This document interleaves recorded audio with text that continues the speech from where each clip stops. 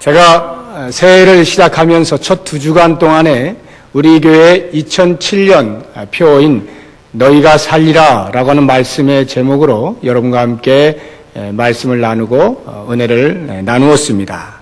죽었던 우리의 영이 다시 살 수 있는 길은 하나님의 말씀의 회복, 말씀의 바른 선포와 대언이 있을 때, 그리고 그에 더하여 성령의 역사하심이 충만할 때에 가능하다라고 말씀을 드렸습니다. 성경에서 성령의 역사하심이 가장 역동적으로 표현되고 있는 곳이 있다면 그곳은 사도행전일 것입니다. 그래서 성령의 역사하심을 우리가 좀 체험하기 위해서 제가 수요일에 현재는 빌립보서를 강의하고 있는데 그 빌립보서 강의가 끝나는 대로 사도행전을 강의하려고 합니다. 2000년 전에 초대교회 당시에 임하였던 성령의 놀라운 역사가 오늘 이 시간 우리 교회 안에도 얼마나 놀라웠게 강하게 역사하는지를 경험할 수 있기 위해서 사도행전을 강의하고자 합니다. 그리고 이 말씀의 회복이라고 하는 차원에서는 하나님의 말씀이 어느 곳이나 부족함이 없고 다 중요한 것입니다만 특별히 2007년에는 예수님께서 직접 말씀하셨던 복음서를 살펴봄으로써 우리의 식었던 가슴이 복음으로 새롭게 불타오르는 그런 기회를 갖고자 합니다. 그래서 오늘부터 올 한 해 동안에는 마가복음을 가지고 제가 강의를 하고자 합니다. 이 마가복음은 복음서 4권 가운데서도 가장 짧으면서도 가장 먼저 기록된 복음서입니다. 이 복음서를 보면 예수님의 하신 말씀의 그 힘을 우리가 느낄 수가 있습니다. 이 마가복음 강해를 이제 시작을 할 텐데 첫 시간으로 복음의 출현과 전령의 사명이라고 하는 말씀의 제목을 가지고 말씀을 드리려고 합니다. 오늘은 제가 이 복음의 출현에 대해서 초점을 맞춰 말씀을 드리고 다음 주에 전령의 사명에 대해서 초점을 맞추어 말씀을 드리도록 하겠습니다. 마가복음을 여러분들이 열고 처음 1절을 보시면 마치 창세기의 첫 시작처럼 대단히 웅장하고 장대한 서원이 나와 있는 것을 보실 수가 있을 것입니다.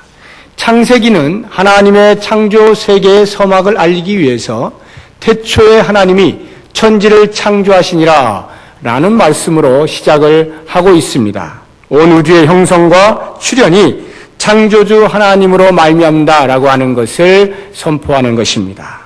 우주의 기원과 인류의 기원을 간명한 어조로 밝혀 놓았습니다. 최초의 세계는 이렇게 너무 많은 설명이 있지 않아서 오히려 더 엄숙하고 장엄하게 시작한 것을 보게 됩니다.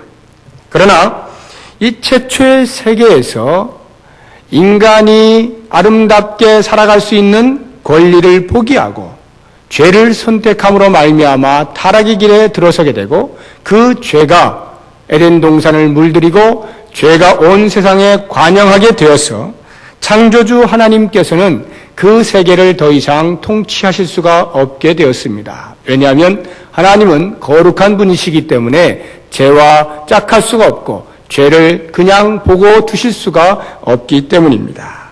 그래서 그 세계는 결국 세상의 공중 권세 잡은 자 사단의 손으로 넘어가게 되었고 그의 몫이 되어버렸습니다.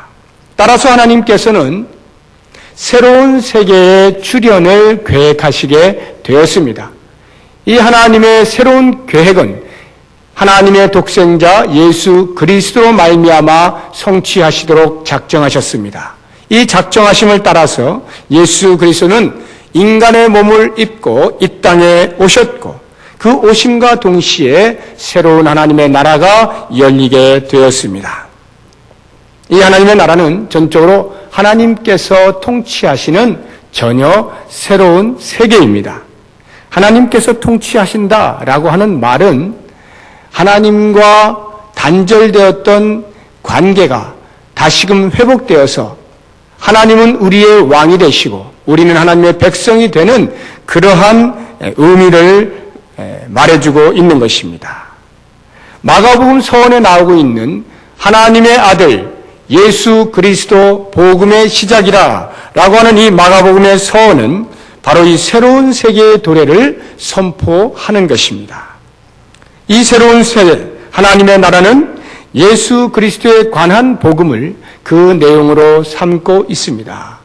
예수 그리스도에 관한 복음이자 동시에 예수 그리스도께서 복음이 되시는 그것이 바로 마가복음 전체의 내용입니다. 그러므로 그리스도의 탄생은 곧 하나님 나라의 시작을 알리는 것이고 복음의 출현을 의미하는 것입니다. 이렇게 예수께서 복음의 출현으로 등장을 하셨지만 정작 세상은 예수님의 탄생에 그다지 관심이 없었습니다. 요한복음 1장 10절을 보시면 참 빛이 되신 예수께서 이 세상에 왔지만 세상은 그를 알지 못하더라라고 말하고 있습니다. 11절에 보시면 자기 땅에 왔지만 자기 백성들이 영접치 아니하였다라고 기록을 하고 있습니다. 자기 땅에 왔다는 말이 곧 예수 그리스도께서 이 땅에 오심이 하나님 나라가 도래했다는 것을 의미하는 것이고 예수 그리스도의 오심과 동시에 이 땅은 하나님의 나라로 회복될 것임을 의미하는 것입니다. 그런데 불행하게도 자기 백성들, 이스라엘 백성들은 예수 그리스도를 영접치 아니한 것입니다.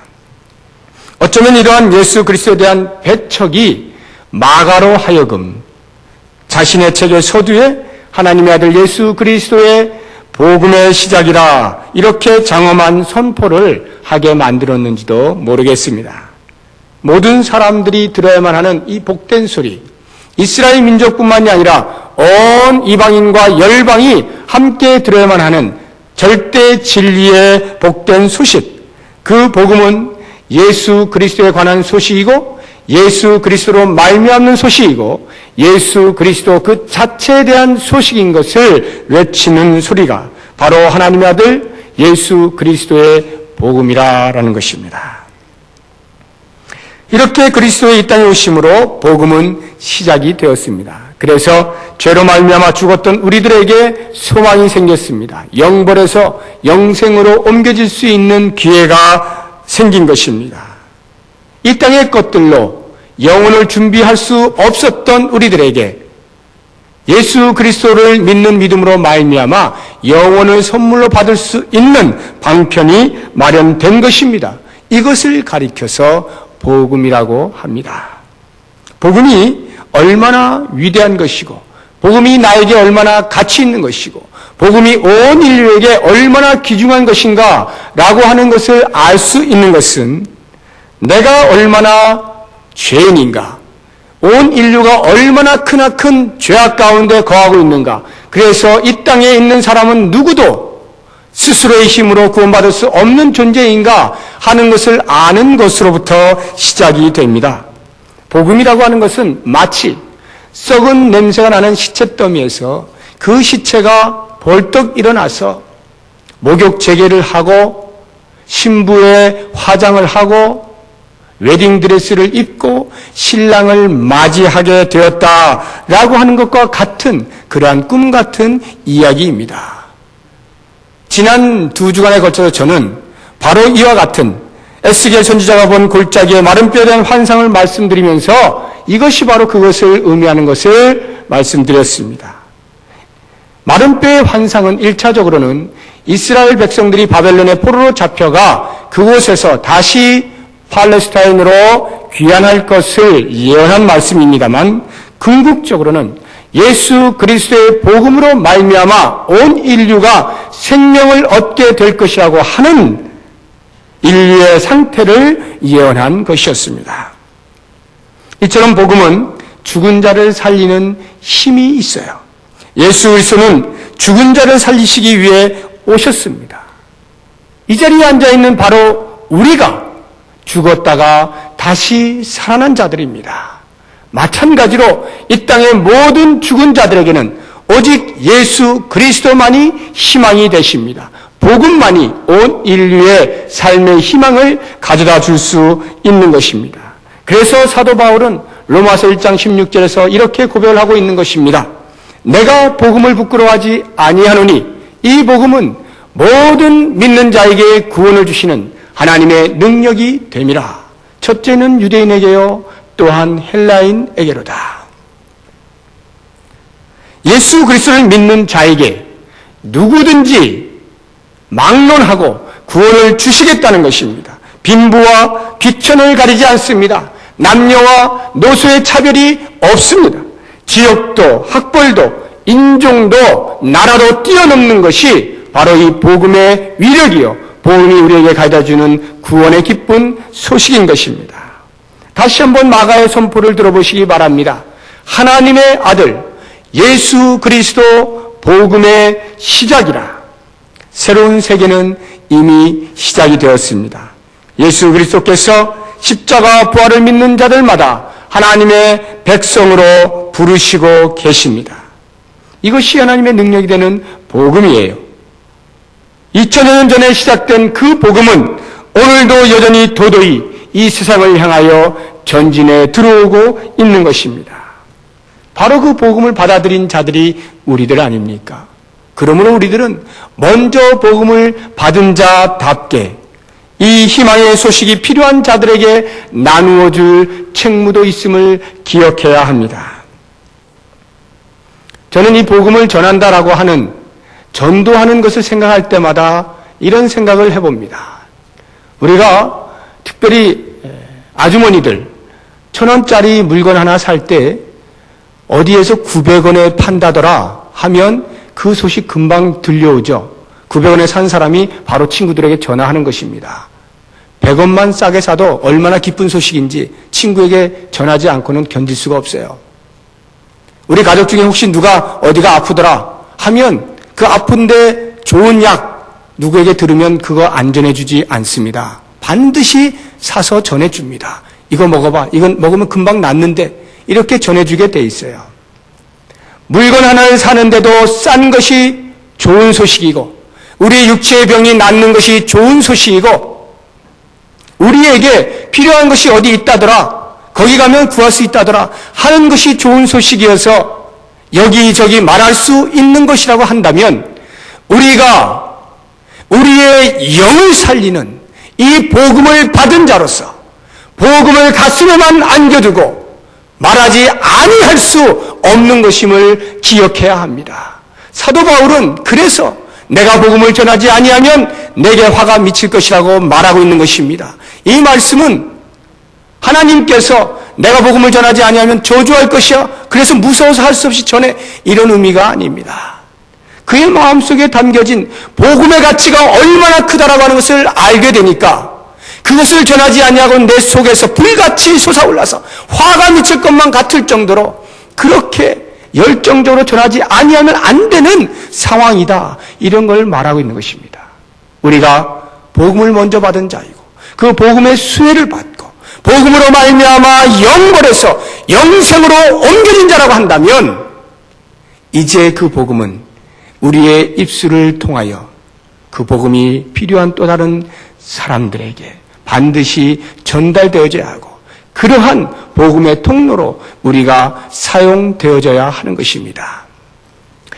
우리가 이 복음을 이해할 때에 또 한 가지 놓치지 말아야 할 중요한 것이 있는데, 그것은 이 복음의 시작, 복음의 출현이라고 하는 것은 하나님의 주도하에 진행되었다라고 하는 것입니다. 철저하게 하나님께서 주도하심으로 복음이 진행되어져 왔습니다. 이게 무슨 말인가 하면 때와 방법이 하나님의 섭리 안에서 선택되었다라고 하는 말입니다.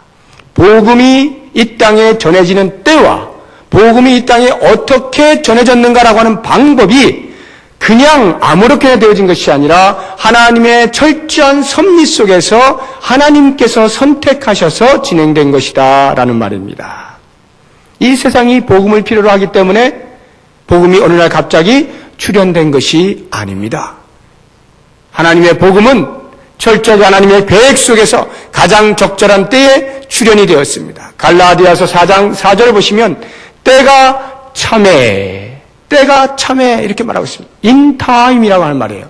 in time이라고 하는 말은 때를 놓고 그 때가 완전히 꽉 찰 때까지, 이런 말이에요. 그러니까 하나님께서는 예수 그리스도를 이 땅에 보내시는 그 복음의 출현을 위하여 그것이 가장 적절한 때가 언제인가를 보시고 그때를 놓고 그 주변을 계속 정리를 해가신 것입니다. 계속 준비를 시켜오신 것입니다. 그리고는 바로 그 때가 찾아 하나님께서 자기의 아들을 보내셔서 여자의 몸에서 나게 하시고 율법 아래 나게 하신 것입니다. 하나님의 시각으로 볼 때 가장 적절한 때, 그때에 복음은 이 땅에 들어오게 된 것입니다.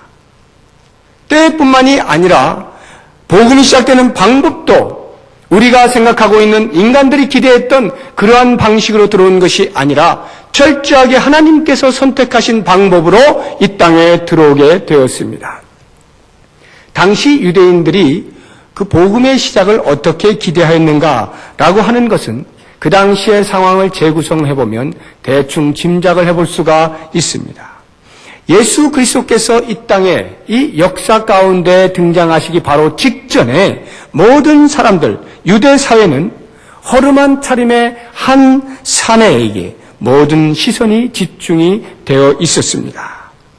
광야에서 외치는 자의 소리, 광야에서 외치는 그의 외침은 말라기 선지자 이후에 약 400여 년이라고 하는 긴 공백기를 깨는 선지자의 외침과도 같았습니다.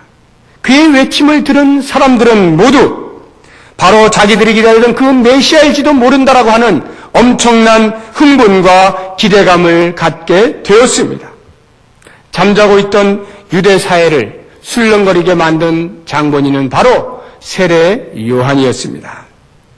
우리가 오늘 읽은 마가복음 1장 4절과 5절을 보시면 세례 요한이 회개의 세례를 전파할 때에 온 유대 지방과 예루살렘에 모인 사람들은 모두 자기들의 죄를 자복하고 요단강에 와서 세례 요한에게 세례를 받았다라고 기록을 하고 있습니다.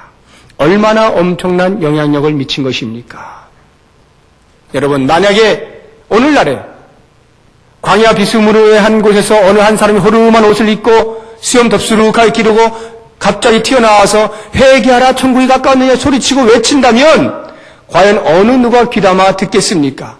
그런데 놀라웠게도 그 당시에는 그렇게 호름한 차림에 광야에서 외치는 한 소리 앞에 모든 사람들이 자신들의 가슴을 찢고 죄를 자복하고 회개하는 놀라운 역사를 맛보고 그리고 그 앞에 겸손히 물 세례를 받았던 것입니다. 그런 것으로 볼 때 이 세례 요한의 영향력이라고 하는 것은 말로 표현할 수 없는 것이었습니다. 그러나 정작 본인인 세례 요한은 입장이 전혀 달랐습니다. 7절과 8절을 보시면 그는 자신의 사역이 성령으로 세례를 베풀 진정한 구세주의 출현을 위한 예비 작업에 불과하다라고 말하고 있습니다. 자신은 다가올 그분과의 비교 자체가 무의미한 것을 분명하게 선포하고 있는 것입니다. 공교롭게도 세례 요한의 이와 같은 선포가 오히려 유대인들의 마음속에 더욱더 궁금증을 유발시켜주고 있는 것입니다. 무슨 말입니까? 겨우 예비하는 자가 이 정도의 능력을 가지고 이 정도의 영향력을 미치는 사람이라고 한다면 과연 그 예비하는 자가 예비하고 있는 그 주인공은 어떠한 사람일까? 얼마나 위대한 능력을 가지고 얼마나 커다란 권세를 쥐고 이 땅에 등장해서 우리가 그토록 기대하고 학수고대했던 우리 민족의 해방을 시켜주고 온 열방 가운데 우리의 민족을 우뚝 세우게 할까? 이러한 생각을 할 때 세례 요한의 그와 같은 고백은 유대의 모든 사람들에게 훨씬 더 궁금증을 증폭시켜 준 것입니다. 9절을 한번 보시기 바랍니다. 9절을 시작하는 그때라고 하는 이 시간 부사는 이 말을 읽고 있는 우리 모든 사람들의 시선을 꼭꼭 닫혀있던 비밀의 문으로 집중을 시켜주고 있습니다. 그리고 곧 그 문이 열리면 세례 요한보다 더 위대한 진짜 주인공, 자기들의 구세주가 과연 누구일 것인가에 대한 기대감을 한껏 갖게 만듭니다. 드디어 그때를 지나서 비밀의 문이 열렸습니다. 뭐라고 나옵니까? 그때에 예수께서 마가는 세례 요한이 그토록 거창하게 소개하고 준비해왔던 주인공이 다름 아닌 예수 그리스도임을 말하고 있는 것입니다. 그런데 문제는 그 다음에 일어나고 있습니다. 정작 화려한 등장을 기대했던 당시 유대인들의 기대와는 달리 이 예수를 소개할 때 뭐라고 소개하는 거 아니? 갈릴리 나사렛 출신이다, 이렇게 소개를 하고 있는 것입니다. 갈릴리 지방에 있는 나사렛이란 동네는 아주 보잘것없고 초라하고 조그마한 시골 동네입니다. 그곳에서 큰 인물이 날 만한 아무런 기대를 할 수 없는 곳이었어요. 그래서 그 당시에 유대인들의 입에서 나사렛 사람이야, 나사렛 출신이야 라고 하는 말은 무시와 냉소와 조롱의 뜻을 가지고 있었던 것입니다. 그것뿐만이 아닙니다. 그 주인공이란 자가 주인공의 등장을 위해서 서곡으로 등장했던 세례 요한에게 머리를 숙이고 세례를 받는 일이 발생하였습니다. 큰 자가 작은 자에게 세례를 받는 것은 그들의 상식에 어긋나는 것이죠. 뿐만 아니라 성령으로 세례를 줄 자라고 큰 소리를 뻥뻥 쳤던 그 주인공이 고작 물 세례를 받고 있는 것입니다. 이 모든 정황들을 볼 때에 유대인들은 그들이 기대했던 복음의 시작이 아니었던 것입니다. 그들이 기대했던 메시아의 출현이 아니었던 것입니다. 그래서 이 구절이라고 하는 이 구절 한 절 속에는 당시 모든 유대인들의 메시아에 대한 기대감과 호기심 그리고 상식이 한순간에 무너지고 있는 모습을 다 담고 있는 것입니다. 이것은 어찌 보면 마가의 의도라고 할 수가 있습니다. 예수께서는 당시 유대인들이 꿈꾸고 그토록 기다려왔던 그런 메시아의 모습과는 전혀 다른 모습으로 오신 것임을 알리고 싶었던 것입니다. 이런 관점에서 볼 때 10절과 11절에 나오는 말씀은 우리에게 또 다른 시각을 열어줍니다. 이 10절과 11절에 나타나는 사건을 우리는 보통 예수님의 사역 인준식이다 이렇게 부릅니다. 사역 인준식이라고 하는 말은 예수님께서 세례를 받고 물에서 나오실 때 하늘이 갈라지면서 성령이 비둘기같이 내려와 예수께 임한 것은 이제 하나님의 거룩한 사역을 수행할 인물임을 공인하는 것으로 보는 관점입니다. 다시 말하면 예수님께서 30년의 사생활을 마치시고 이제 거룩한 하나님의 일을 직접 하시기 위하여 공생에 뛰어드는 그 직전에 하나님께서 모든 사람들로 하여금 이 예수는 내가 나의 일을 하게 하기 위하여 기름을 부은 나의 종이다, 나의 아들이다, 나의 택한 백성이다 라고 하는 것을 알려주는 예식으로서 사역 인준식이다 라고 하는 것입니다. 그래서 11절의 말씀도 이와 같이 예수의 사역이 하나님께로부터 온 것임을 더 명확히 하기 위한 하늘의 소리로 보고 있는 것입니다. 너는 내 사랑하는 아들이라. 나의 기뻐하는 내가 너를 기뻐하노라. 너는 내 사랑하는 아들이라. 내가 너를 기뻐하노라. 사역 인준식이라고 하는 관점에서 볼 때에 이 말은 하나님의 권세가 아들에게 위임되는 것임을 알리기 위한 말로 이해할 수가 있습니다. 사랑하는 아들에게 권세를 가진 아버지께서 자기의 사명을 맡기실 때에 그에 걸맞은 권세를 주시고 사역을 시키신다라고 하는 것이죠. 그래서 모든 사람은 그 권세 앞에 복종해야 할 것을 강조한 말씀으로 이해를 하는 것입니다. 이와 같은 해석은 대다수의 신약학자들 간에 가장 유력하게 받아들여지는 해석입니다. 이러한 해석에도 불구하고 제가 또 다른 한 면의 해석을 여러분들에게 소개를 하려고 하는 것은 자칫 우리가 이와 같은 사역 인준식으로만 보게 될 때에 기독교를 힘의 논리로 오해하지 않을까라고 하는 생각 때문에 또 다른 한 면을 여러분들에게 소개를 하려고 하는 것입니다. 또 다른 한 면이란 과연 무엇입니까? 너는 내 사랑하는 아들이라 내가 너를 기뻐하노라. 이 말씀은 어쩌면 우리가 생각하는 대로 지금 하나님께서 모든 사람 앞에 보란듯이 예수 그리스도가 어떤 일을 할 것인가라고 하는 것을 공증하는 것으로서 위대하고 화려하게 등장한 그러한 것이 아닐 수도 있다라고 하는 것입니다. 하나님께서 이 말씀을 하늘로부터 들려주실 때 너는 내 사랑하는 아들이라, 이 말씀을 들려주실 때 그리 낭만적인 마음의 상태가 아닐 수도 있다라고 하는 것입니다. 한번 생각해 보시기 바랍니다. 예수님께서는 하나님과 동등되신 분이셨습니다. 그래서 하늘에서 하나님과 교제하며 사실 수 있고 하늘에서 영광 중에 거하실 수 있는 분이셨습니다. 그런데 그 예수님이 하늘의 영광을 버리시고 이 땅에 인간의 천한 몸을 입고 내려오셨습니다.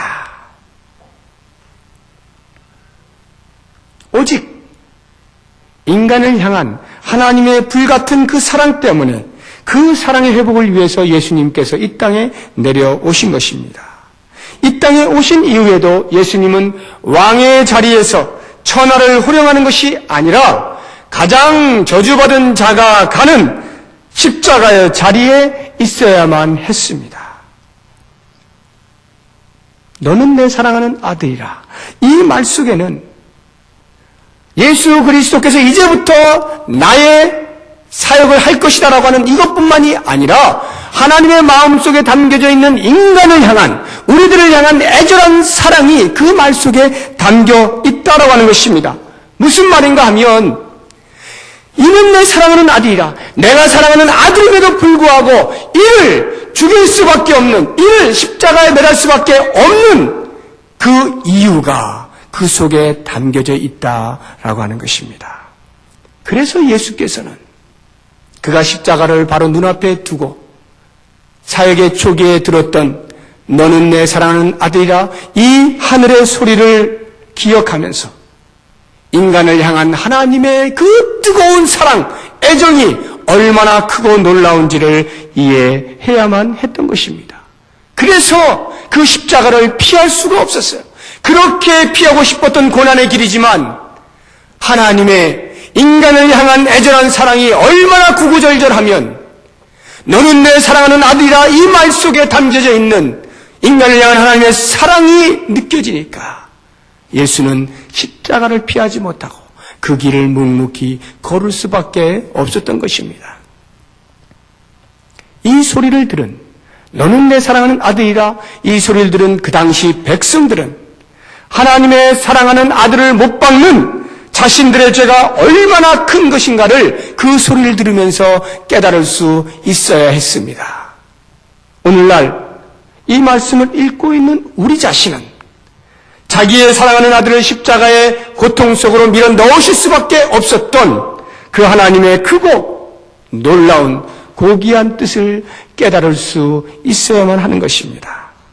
하나님의 아들 예수 그리스도는 이렇게 자기 백성을 얻지 않고는 견딜 수 없는 하나님의 인간을 향한 짝사랑 때문에 사람들의 멸시와 모욕과 수치와 비웃음 앞에서도 그저 무기력한 자처럼 묵묵히 서 있어야만 했던 것입니다. 무엇보다도 자기의 가장 사랑하는 아버지로부터 철저하게 외면당하는 아픔까지도 감수해야만 했던 것입니다. 이렇게 하나님의 아들 예수 그리스도의 출현은, 복음의 시작은, 하나님의 나라의 출현은 사람의 상식과 기대와는 전혀 다르게 가장 낮은 모습으로, 가장 비천한 모습으로, 가장 허약한 모습으로 등장을 했다는 말입니다. 이것이 곧 하나님이 택하신 복음의 시작의 방식입니다.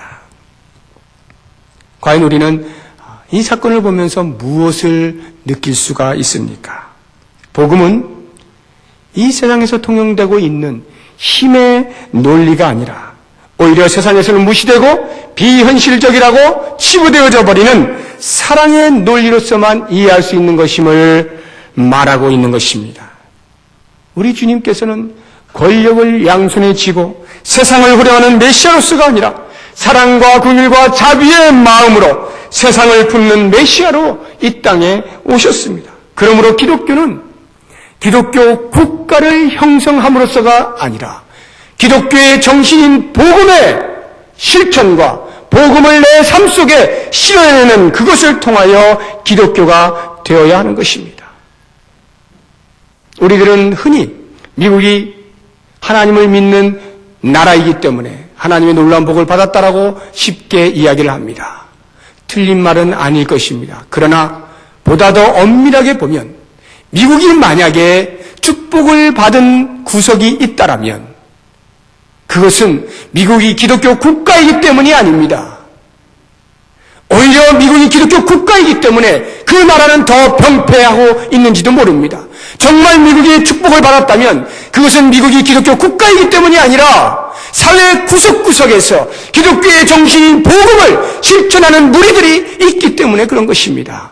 만약 우리나라가 하나님의 축복을 받는다라고 한다면 그것은 예수를 믿는 사람이 대통령이 되어서 우리나라를 기독교를 국교로 만들어 그렇게 축복을 받는 것이 아니라 기독교의 정신인 복음을 우리의 사회 구석구석에서 남들이 알아주지 아니하는 곳에서도 기독교의 정신, 복음을 실천하고 복음을 실현해내는 그 사람들로 말미암아 하나님의 축복이 있는 것입니다. 기독교는 결코 힘이 아니에요.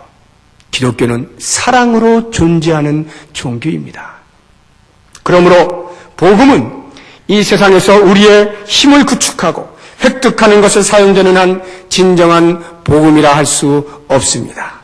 복음을 통해서 남보다 많은 물질을 갖게 되고 남보다 높은 지위에 오르게 되고 그래서 그것으로 다른 사람을 지배하는 구조가 된다면 그것은 절대로 복음일 수가 없습니다.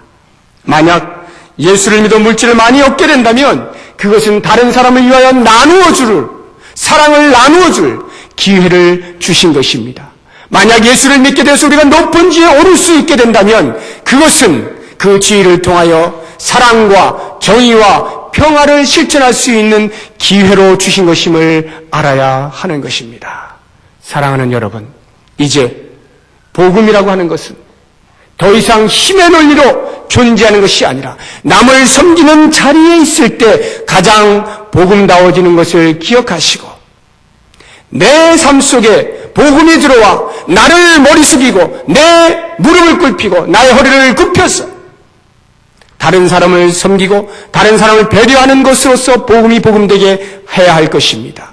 우리 교회에 복음이 먼저 들어왔다면 이 복음을 가지고 있는 우리 교회가 이 사회에 대하여서 머리를 숙이고 무릎을 꿇고 허리를 굽혀서 그들을 섬기고 그들을 배려함으로 그렇게 복음이 복음다워져야 할 것입니다. 이것이 하나님께서 이 땅에 2000년 전에 복음을 보내주신 복음의 출현의 방법이고 이 방법을 쫓아서 영원한 하늘나라 갈 때까지 이 방법은 계속하여 우리들을 통하여 실현되어져야 할 것입니다.